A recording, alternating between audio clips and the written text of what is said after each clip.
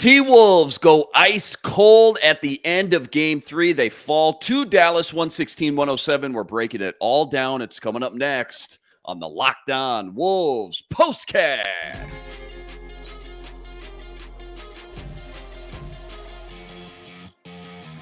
You are Locked On Wolves POSTCAST, part of Locked On Minnesota on the Locked On Podcast Network. Your team every day.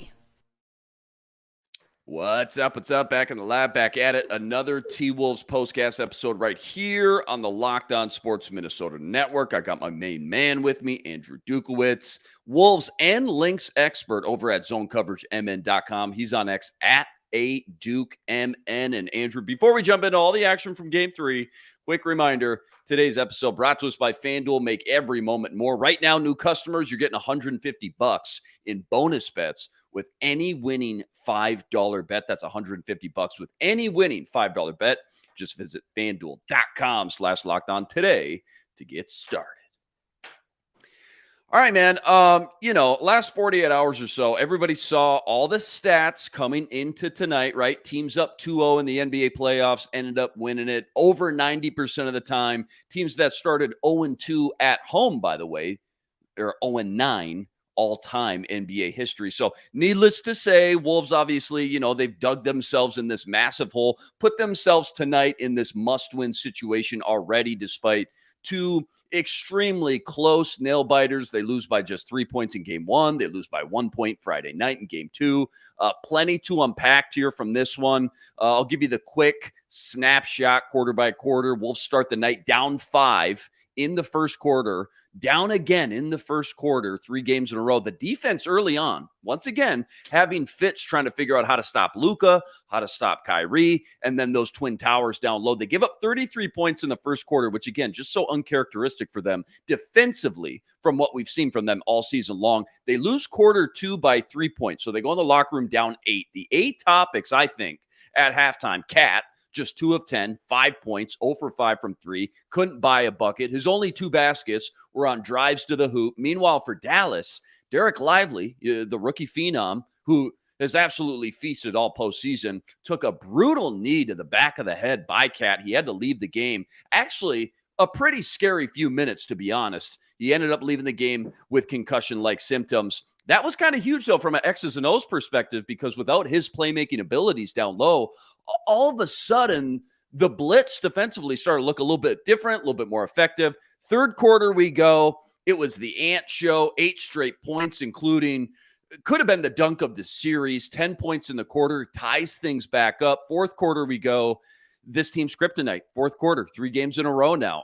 From the 5-minute mark to the final seconds, Wolves didn't make a single basket. Kyrie with more clutch shots, Luka doing Luka things, and the Wolves lose. Just another heartbreaker.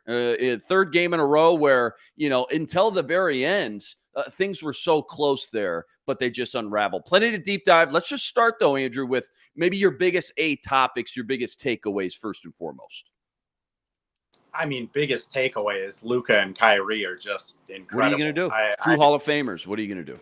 There are shots they're making where they are just draped in coverage. I mean, I guess the second biggest thing I have is I kind of figured after the Denver series that the Cat discussion would kind of settle down on trading him in the offseason. Yeah. But this Mavericks series has just it's been tough to watch for him. He's been missing his 3-ball. He's been wild on drives. He's defensively really struggling, whether that's because he's playing someone much smaller, but just kind of all around Cat's it's been tough for him. But a topic I would say is just the Mavericks shot making is incredible.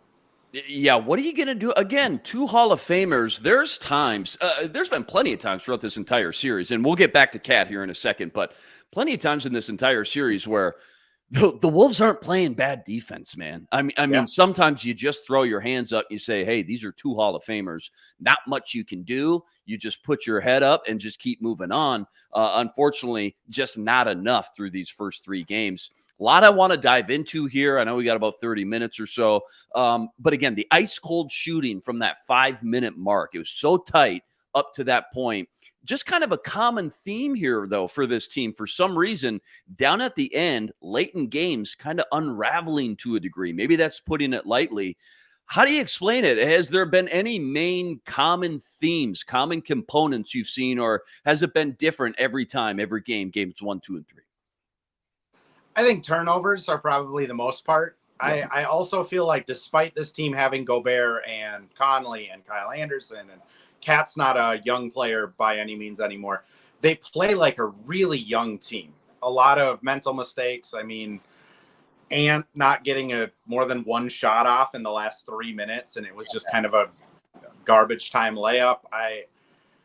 They despite the veterans on their roster, play like a team that's full of 20-year-olds, kind of like Oklahoma City did against Dallas. Mm-hmm. No, you're totally right. No, you're absolutely right. So much was made, too, after games 1 and 2. Kind of touched on this after game 2, actually. But the difference in the studs, right, between what Luka and Kyrie are doing to the Wolves defense compared to what Ant and Cat didn't do offensively those first 2 games. Where are you at right now through these 3 games with what you've seen from that kind of 2-versus-2 head-to-head matchup? I know Ant finally busted out in a big way, but not enough in the end, and not enough when Batman has to do it all and Robin really isn't doing his part. Cat, again, 5 of 18, 0 for 8 from 3, and just 14 points on the night. Our guy Randall Planet's got some great stats in here. I think he's just 3 of 22 in this entire series thus far. How huge of a storyline, I guess, is that going to end up being when and if they end up losing this series? I think it'll be a big one. I think Cat has unfortunately played himself back into trade discussions where, you know, it can't be all Ants. I mean, Luka is showing that, like, you can have a heliocentric player that's just going to hit shots. Ant's 3 or 4 years away from being probably that guy. So he needs a little bit of help. And when Cat is going out there and, I mean, just 0 for 8 from 3, minus 12 on the game, you know, Naz Reid's going to do a little bit. Nikhil's going to do a little bit. Kyle hit some good shots.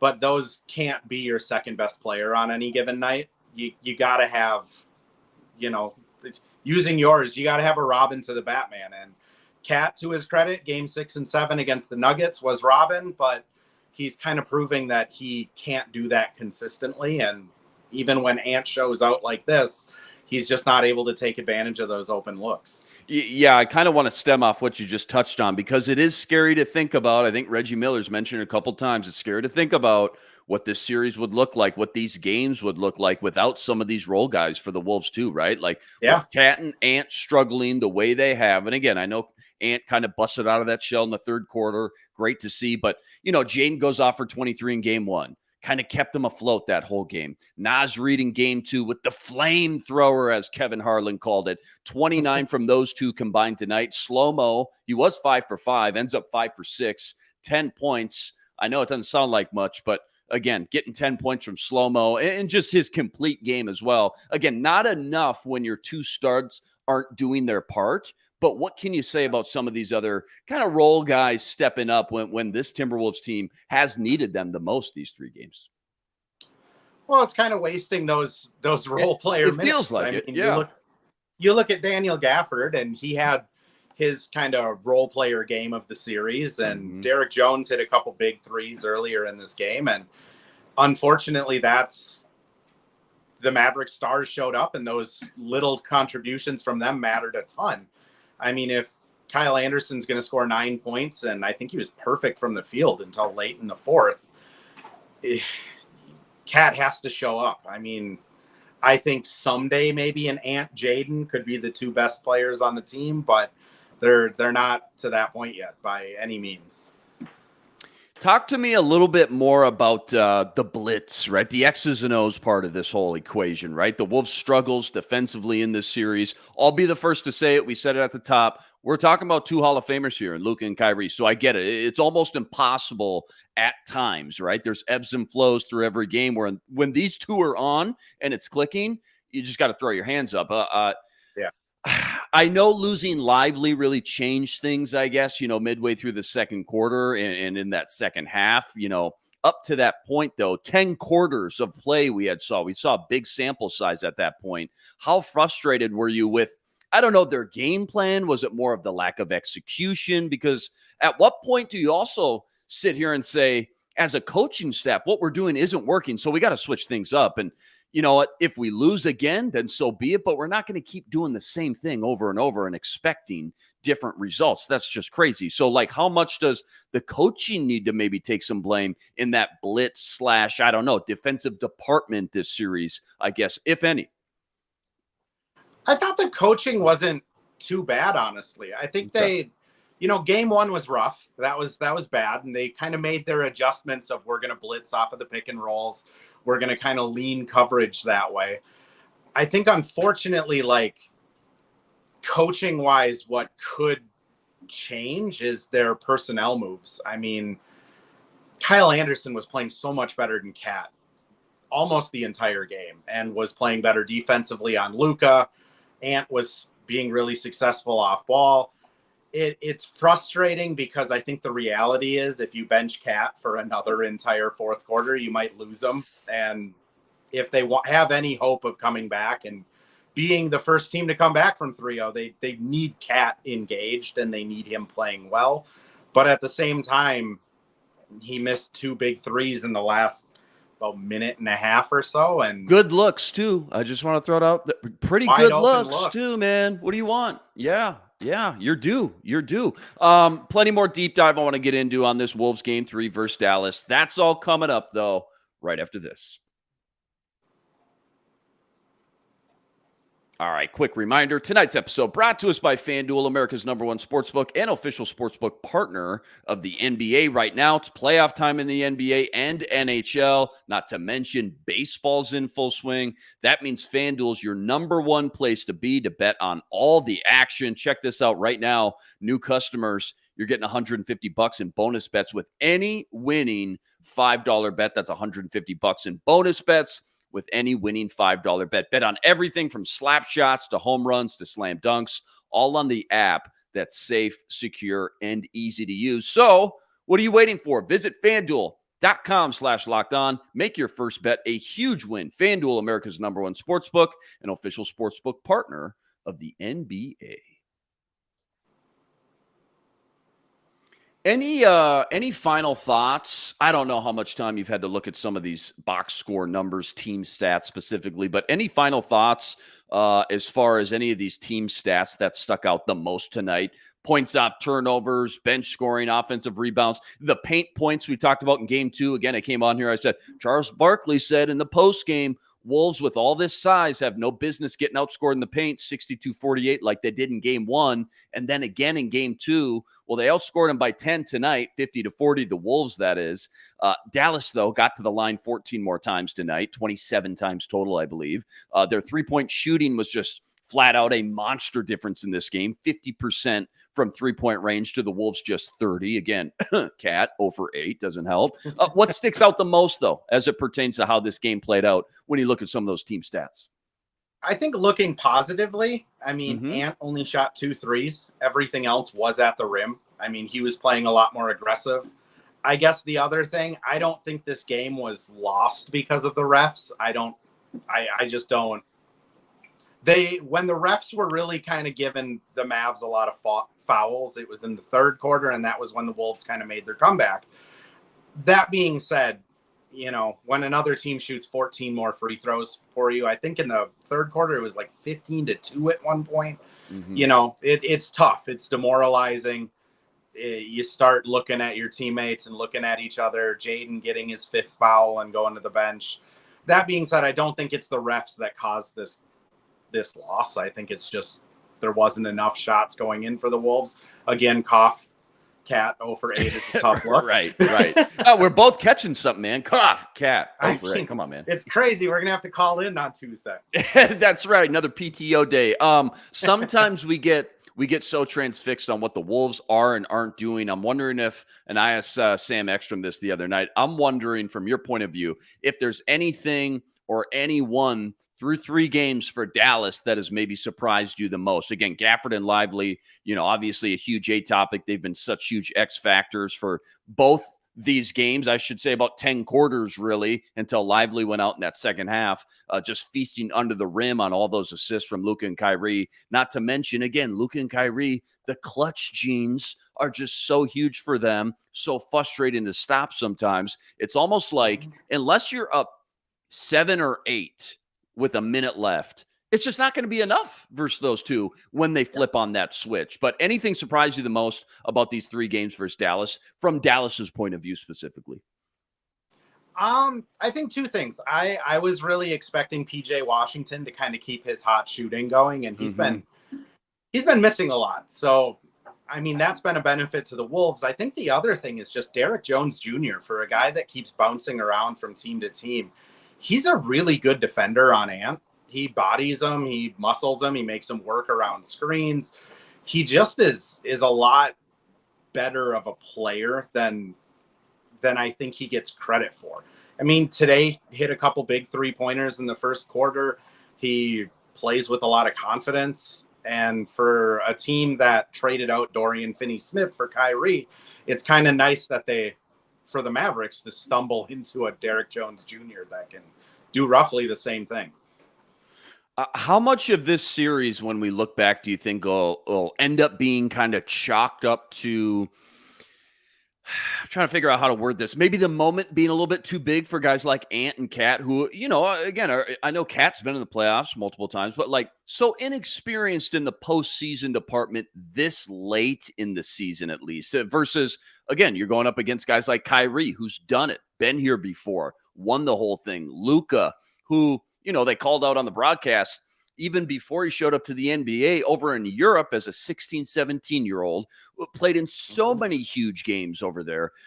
For that matter, just the entire Wolves roster, not just Ant and Cat, outside of, Mike Conley, who's been around forever, just a lot of young, unproven players that lack this postseason experience, I guess, if you will. It may be a cliche sometimes. Maybe we give it too much credit, right, or too much blame sometimes. But there is some truth to the fact having big games on your resume does play a factor this late in the year, right? Yeah, I think age is a big part of it. I mean, there's a reason why this year is going to be the first time, I think the second time, I think Giannis did it, but the second time this decade where somebody under 28 will win a championship as the best player on their team, whether it's Tatum, Halliburton, Edwards, or Luka. I think age and experience matters. I think that probably will be what this gets chalked up to, is Ant just isn't quite there yet. And it's kind of ironic because the reporter after Denver that asked, have you guys lost enough? Have you had enough heartbreak? That was kind of making social media rounds. There's some truth to that you kind of got to get hardened a little bit. And for Edwards, I think this will be something that motivates him.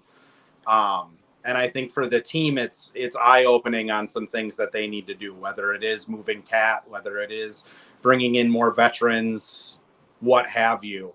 I think the team will benefit.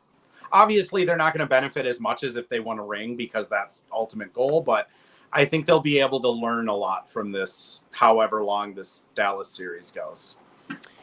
So much was made after that Denver Game 7 that this Wolves team was literally constructed, literally built to stop the Denver Nuggets. And they did that, right? Mission accomplished. Yep. But now you face a different team that presents their own set of unique challenges. And obviously the outcome has been night and day different through these first 3 games. I guess like in a perfect world, what would they need to do next time around to build this team to stop this same Mavs team from a personnel department, if you're Tim Conley and Coach Finch? Because you look at the salary cap, you look at the future contract, this core should be around for at least one more year, if not multiple, right? So what do you got to do? If you did it once versus the Denver DNA to a degree, what do you got to do next year if you're going to end up, facing this same Mavs team next time around? What do you got to do? Well, that's the tough part, right? Because looking at what their roster options are, Monte Morris and Kyle Anderson are really the only 2 expiring. So yeah. Honestly, the most realistic is probably they swap those 2 guys out for a couple different mid-levels and say, we lost 3 games by 13 points and we roll it again next year and see what happens. I think in a bigger picture thing, I don't think they will win this. I don't think they'll be able to run the gauntlet to the playoffs if Cat's the best player. Mm-hmm. If he's your third best player and Rudy starts shooting threes, or Jaden just all of a sudden ascends to a new place next year, I don't see how they do it if they're relying on Cat this much. So then it turns into, what can you get for Cat? I think at the end of the Denver series, his value is pretty high. If he has another bad game in this series, it might be where we were last year, where it's, you know, talking yourself into Jeremy Grant and some draft picks, or, you know, Miles Turner, which I like Miles Turner, but another time. Yeah, well, I was going to say, a couple people in the comments said you probably couldn't get a bag of Doritos for him right now. I don't know if they're talking Cool Ranch or if they're talking nacho cheese, but nonetheless, yeah, I'll take any player at this point right now. Again, we all know how it goes, though. Sell high. I don't think Cat's stock could be any lower at this specific time and juncture in this moment right now. All right, we got a couple minutes left. Let's preview Game 4 Tuesday night. That's all coming up right after this. Quick reminder, tonight's episode brought to us by eBay Motors. Passion, drive, patience, what brings home the winning trophy. It's what also keeps your ride or die alive. And eBay Motors, they got everything you need to maintain your vehicle and level it up to the ultimate peak performance. Superchargers, roof racks, LED headlights, eBay Motors, they have it all. And whether you're into speed, power, or style, eBay Motors has got you covered. Check this out. With over 122 million parts for your number one ride or die, you'll always find exactly what you're looking for. And with eBay's guaranteed fit, your part is guaranteed to fit your ride every time, or your money back. With all the parts you need at the prices you want, easy to turn your car into the MVP and bring home that win. Keep your ride or die alive at ebaymotors.com. Eligible items only. Exclusions apply. eBay's guaranteed fit, only available to U.S. customers. All right, I ask this after every game. Not as fun after a loss, I will say that. This was really fun. There's a fun segment and bit after the Phoenix series because they won every game. But what's one thing you'll always remember from Game 3 of this series when the dust settles and we look back on this one? What do you think of first right now, fresh off this one, just 20, 30 minutes ago? Oh, it's the Anthony Edwards dunk on Gafford. I mean, that's going to be on the highlight reels forever. And to do that in a playoff game is insane. Yeah, 100%, man. It's kind of too bad, right? Because had they won this game, that dunk could have potentially, and sure, I mean, who knows, but could have potentially been like a defining moment for Ant in his career, the way it sparked this team back to a win, right? And then all of a sudden it's 2-1, and who knows what happens from there. A lot of ticky-tack fouls for me. I know you already called it out, said, hey, I'm not blaming the refs in this one. I hate to say, we never come on this show and talk refs whatsoever. It's hard enough to win versus a team like the Mavs, though. It's already hard enough when everything's as fair as can be. When some of those 50-50 calls go against you, though, in the moment, right, in the heat of the moment, right, prisoner of the moment, they feel like a backbreaker sometimes. So you think I'm probably being a little bit too harsh on the refs. Maybe I wake up tomorrow morning and I can brush some of those off, right? I think you're right with the backbreaking part. I mean, that fifth foul on Jaden, I mean, the look on his face, look on the bench's face. I mean, it's heartbreaking when you have a guy go down like that. Mm-hmm. The third quarter, when it was Ant kind of taking the game over, and then all of a sudden there was a reach foul or a block charge foul that gets called one way and not the other. I guess the other thing that I'll kind of remember is just the instant replay stuff of, both coaches blowing their replays in the first quarter. Yeah, real quick. Yeah. Did you like that? Did you not like that T-Wolves challenge there on that offensive foul call? I just don't. Block charges, I don't think whatever it gets called on the floor, it almost always stays at that. So unless you have like a player that's about to lose their mind and punch a wall. Whoa, hey, too soon. I mean, unless you're going to lose somebody, I don't think it's worth challenging those. The other thing I'd say is just I'm not a big replay guy in general. I kind of Sure. wish it would go back to the old days, but Mhm. it was weird seeing both coaches blow them that fast. I was gonna say, hey, if you wanna challenge that play with like 3 minutes left in the game, it's Yeah. like use it or lose it. Sure, Mhm. go. I got no problem. But that early in the game, especially when Dallas lost their challenge so early in the game, even earlier, Mhm. it was like, man, this could really work in our favor here if we hold on to this sucker, keep it in our back pocket till later on, and a huge kind of thicker moment, I guess, if you will, later in that fourth quarter. Nonetheless, yeah, you're right. Both those coaches kind of burned through those really quick, kind of odd. All right, game 4 on deck, Tuesday night, 7:30 p.m. Central Standard Time. What are you looking for as far as the Wolves changing the most, adjusting? I don't know. What's the headline? What's the bullet points for game 4, especially knowing now Derek Lively may not go for that one? How huge would that be as well? I think we're going to see a lot more Kyle Anderson. I Okay. just think if kind of like we saw in the Memphis series when Finch benched D'Lo for J-Mac, I think Finch is going to kind of show his hand on who he has trust in this game. I also think it's so hard to sweep a team in the NBA. I do think we're going to get another game in the Target Center. I think they'll pull it off on Tuesday. It's going to be tough though. I mean, Luka has shown that he is absolutely ready for this moment, and I don't think he takes games or nights or plays off. Yeah, no, that makes total sense. I agree. So tough to sweep any team, especially at this juncture, right? This deep. You're talking about the best 4 teams in the NBA. So rare to get those clean sweeps. Final parting thoughts before we get out of here. Empty the clip, so to speak. Anything we missed? Anything you want to touch on? Anything we didn't hit before we get out of here? Lynx won today, so Minnesota gets one win. Yeah. 4-1. Everyone go out and support the Lynx. They're doing well right now, and I think to put everything in context, this is still the farthest the Wolves have gotten in 20 years, and they have a 22-year-old megastar that is going to be playing in the Olympics and could be starting in the Olympics. So this one stings. I think this series will sting, but I think there's a lot brighter futures with this team in the next few years. For sure. Maybe, at the end of the day, we look back, maybe a learning experience this series might end up being. That's obviously what you hope for in the end. T-Wolves unravel in the final minutes. Again, they drop game 3 to Dallas. They look to do the impossible now, come back. Again, in Dallas, game 4, climb back in this series. Day off tomorrow to ice up. Get ready for that game 4 Tuesday. Again, tip off for that one. 7:30 p.m. Central Standard Time. As always, so many of you guys in the stream tonight.